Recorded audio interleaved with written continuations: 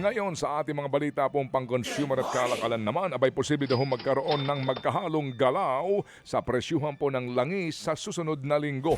Ayon sa mga sources po sa oil industry, maaaring tumaas ng hanggang 5 piso per liter ang presyo ng gasolina. Samantalang posible daw namang bumaba ng hanggang 9 na piso per liter ang halaga po ng diesel. Kung may patutupad, magiging ginhawa ito sa mga gumagamit ng diesel habang dagdag na naman pong gastusin sa mga naggagasolina. Sinabi po ng mga sources na maari pa itong magbago depende sa galaw po ng presyuhan ng langis sa pandaigdigang merkado. Wala pa hong opisyal na pahayag ng DOE tungkol sa inaasahang price adjustment. Suportado ng Energy Regulatory Commission o ERC ang hakbang po ng Meralco para mapababa ang posibleng pagtaas ng singil sa kuryente ngayong buwan.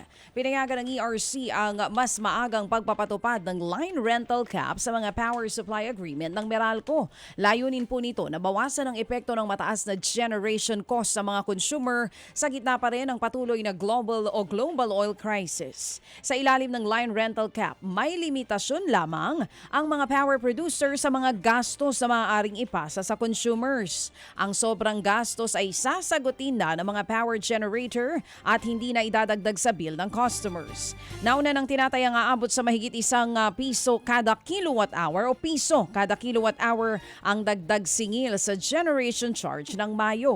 Pero dahil sa bagong hakbang, maaaring bumaba ito sa halos 43 cents kada kilowatt hour.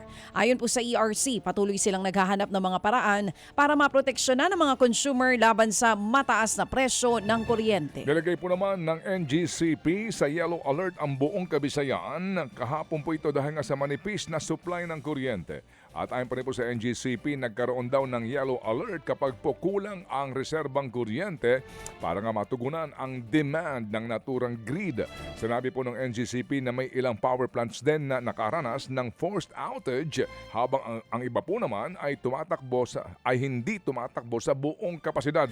Dahil dyan, umabot po sa 833 megawatts ang hindi magamit na kuryente sa naturang Visayas grid. Nanawagan naman po ang iba't ibang sektor sa enerhiya na gumawa pa ng mas maraming oil and gas exploration ng Pilipinas. Ayon sa Philippine Chamber of Commerce and Industry o PCCI, sobrang umaasang bansa sa inaangkat na langis at dapat na itong mabago. Sinabi ni PCCI President Perry Ferrer na mas mahalaga ngayon ang paggamit ng sariling pinagkukuhanan ng enerhiya ng bansa. Ayon sa Philippine Petroleum Association, pababa na ang produksyon ng malampay at ibang oil fields sa bansa. Dahil po dito, iginiit nila na dapat madagdagan ang mga proyekto sa oil at maging sa gas exploration. Samantala po namang ipinagbawal ng Department of Agriculture ang pag-aangkat ng mga buhay na hayop at ilang pang animal products mula sa Greece. Ito ay ginawa matapos nga po makumpirma ang mga kaso ng foot and mouth disease o FMD sa mga tupa sa Lesbos noong pong nagdaang buwan.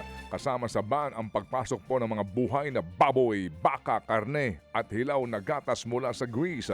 Itinigil din po ng DA ang paglalabas po ng mga import clearance para sa mga apektadong produkto. Tinatasan din po ang mahigpit na inspeksyon sa lahat ng pantalan sa bansa para maiwasan po ang pagpasok ng sakit mula sa mga hayop na ito.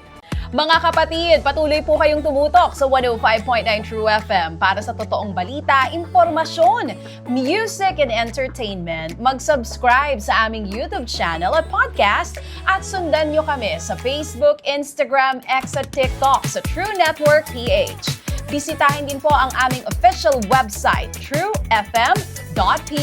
At panoorin din kami sa True TV Signal, Channel 19. Kami po ang 105.9 True FM. Laging true sa'yo, kapatid.